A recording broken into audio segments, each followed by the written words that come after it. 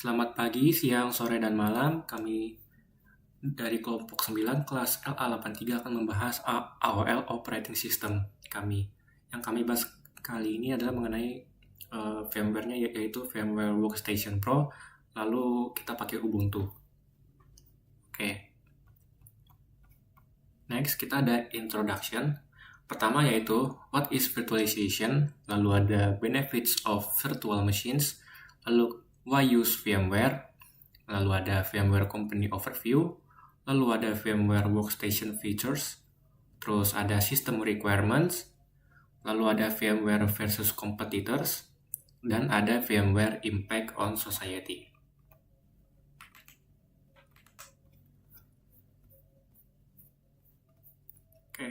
What is virtualization? Jadi virtualisasi itu adalah teknologi yang menciptakan versi virtual dari sistem komputer fisik. Nah, ini tuh memungkinkan beberapa sistem operasi atau OS untuk berjalan pada satu mesin fisik tunggal secara bersamaan. Proses ini dikelola oleh perangkat lunak khusus yang dikenal hypervisor. Jadi hypervisor sendiri itu adalah perangkat lunak inti yang memungkinkan virtualisasi. Jadi hypervisor ini juga ada dua jenis. Ada yang type 1 yaitu bare metal hypervisor, ada yang type 2 yaitu hosted hypervisor. Kalau yang type 1 tuh berjalan langsung di atas perangkat keras fisik. Nah, contohnya tuh kayak VMware ESXi lalu sama Microsoft Hyper-V. Lalu type 2 itu ada hosted hypervisor, itu berjalan di atas sistem operasi host. Contohnya tuh bisa kayak VirtualBox dan VMware Workstation.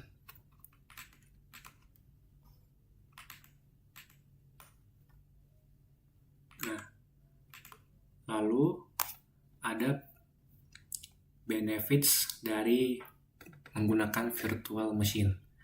Virtual machine sendiri adalah lingkungan komputasi yang terisolasi dan mandiri yang memiliki sistem operasi dan aplikasi sendiri.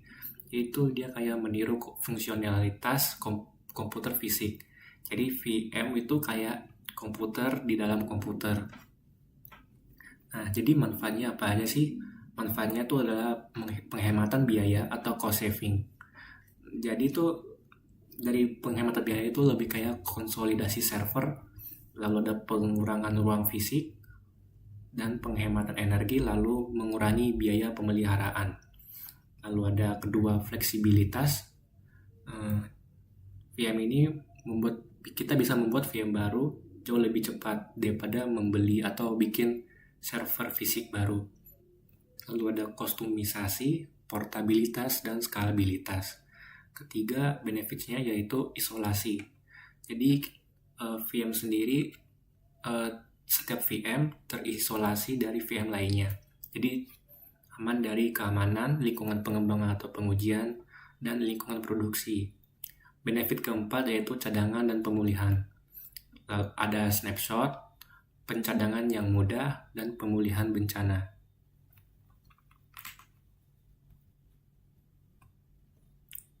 Nah, kenapa kita pakai VMware?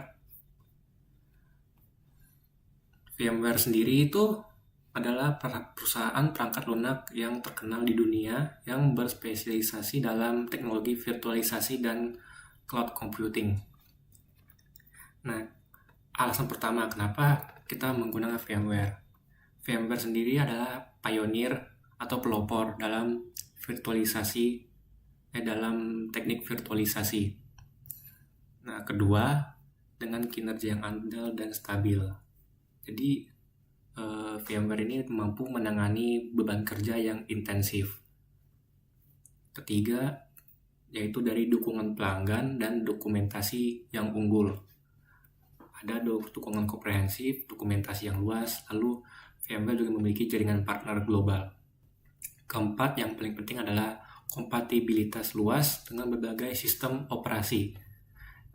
Jadi VMware ini mendukung berbagai macam sistem operasi kayak GUI/OS, baik itu Windows, Linux, macOS, pakai VMware Fusion, lalu bahkan sistem operasi yang lebih lama atau khusus. Lalu Ini VMware juga membantu fleksibilitas aplikasi. Lalu ada integrasi ekosistem yang berintegrasi dengan baik dengan berbagai solusi pihak ketiga untuk penyimpanan, jaringan keamanan, dan lain-lain. Sekarang masuk ke company review mengenai VMware. VMware merupakan perusahaan berbasis Amerika Serikat yang spesialisasi di bidang cloud computing dan virtualization.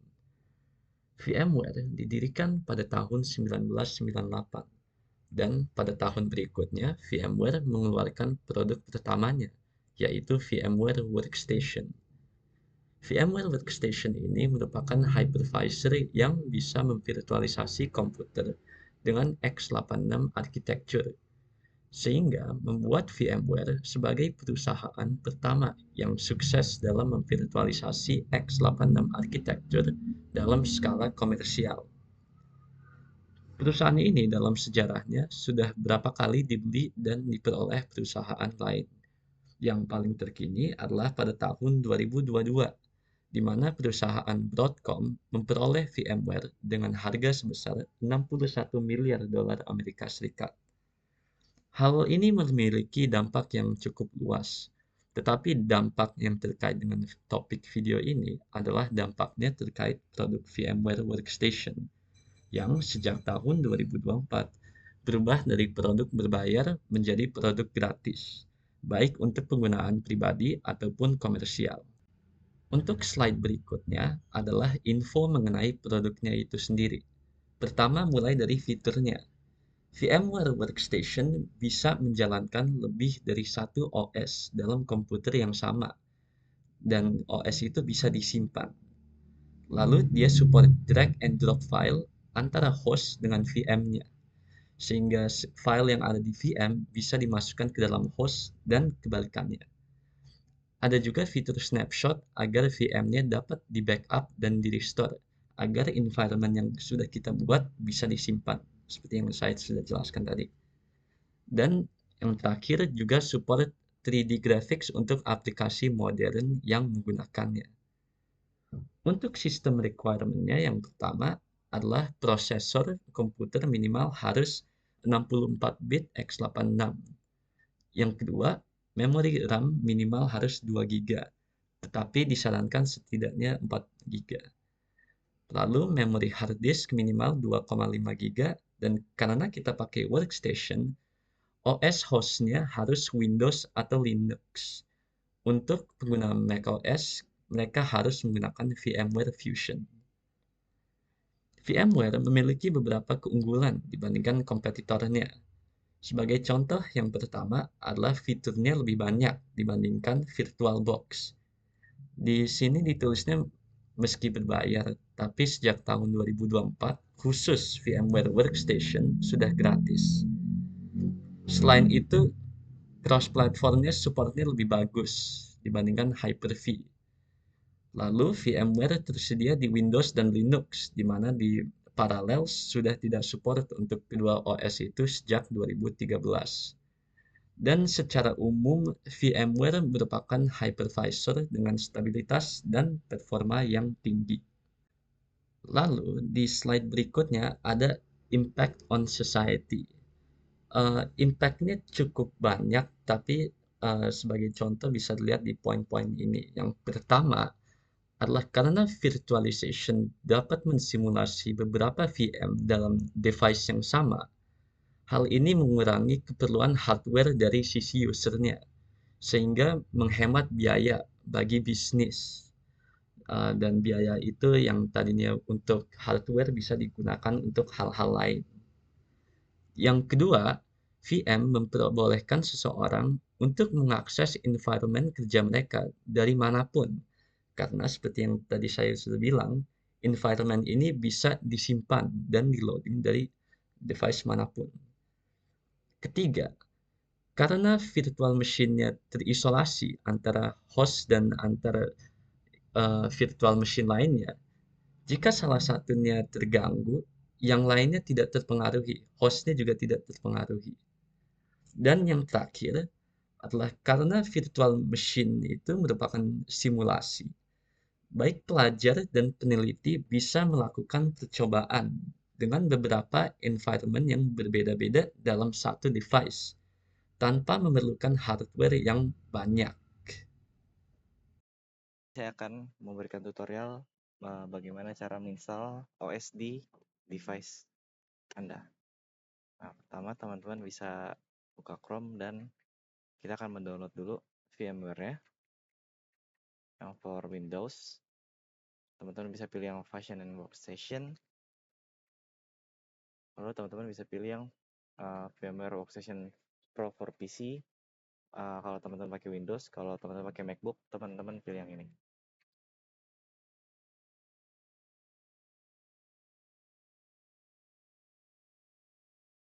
Nah, setelah itu teman-teman harus login dulu ke akun Broadcom.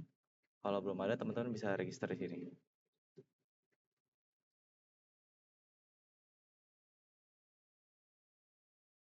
Nah, setelah itu teman-teman bisa buka di My Downloads. Lalu teman-teman tekan yang di sini yang here. Lalu teman-teman bisa scroll ke bawah untuk download VMware Workstation Pro.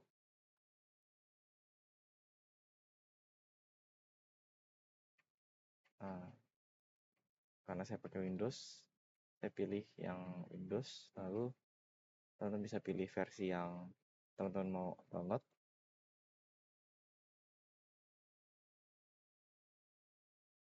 Nah, di sini teman-teman bisa pencet ini, lalu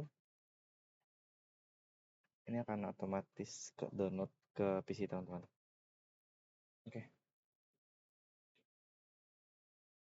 Nah, teman-teman bisa buka VMware Workstation Pro.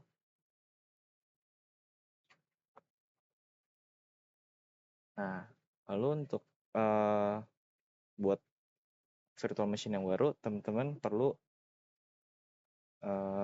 download dulu Ubuntu-nya. Nah, Ubuntu ISO. Nah, teman-teman bisa download di sini.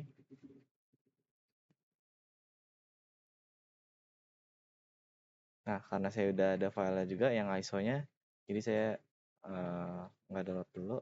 Lalu kita langsung bikin new virtual machine. Kita pakai yang recommend aja. Lalu ini di next, teman-teman bisa pilih dari Microsoft Windows, Linux, VMware SX, sama yang lainnya. Nah, karena saya pakai Ubuntu tadi, saya pilih yang Linux, terus pilih yang 64 bit. Nah, ini teman-teman bisa pilih mau di mana OS teman-teman dipasang. Saya mau di D, Ubuntu. Ya. Nah, teman-teman bisa pilih maksimum penyimpanan yang dipakai itu berapa. Kalau defaultnya itu 20. Nah, setelah itu teman bisa custom untuk device hardware-nya. Nah, ini buat memorinya bisa pilih mau 2 GB, 4 GB, 8 GB, dan seterusnya. Saya pilih 4 GB, lalu saya akan pakai file ISO yang udah di-download tadi. Itu yang ini. Lalu kita close, dan bisa pencet finish. Nah, setelah itu teman-teman bisa langsung power on aja Ubuntu-nya.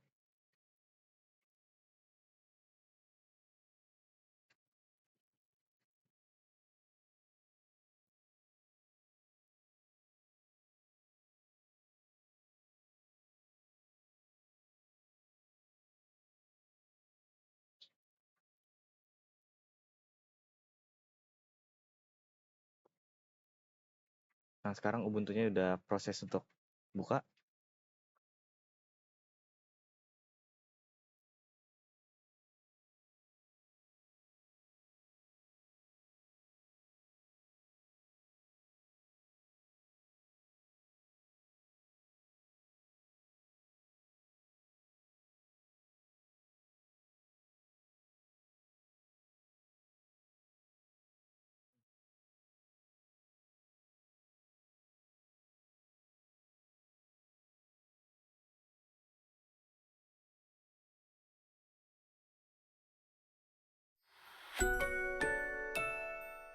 Oke, sekarang Ubuntu-nya udah kebuka.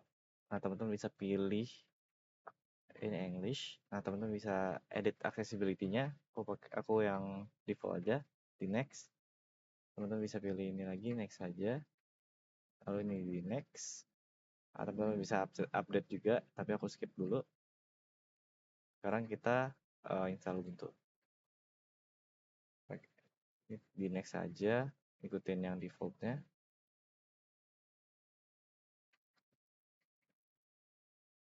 Nah, di next juga.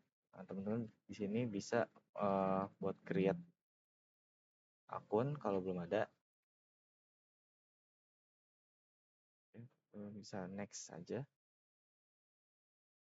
Nah, ini time zone Asia udah benar, Jakarta.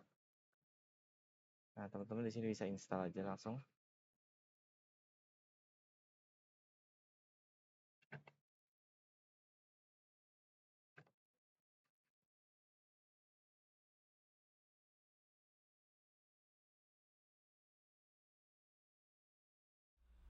Oke, setelah proses install selesai, Ubuntu akan minta kita buat restart VMware kita. Tapi saya akan milih continue dulu. Dan sekarang workstation kita udah bisa dipakai. Mungkin sekian dari kelompok kami. Terima kasih.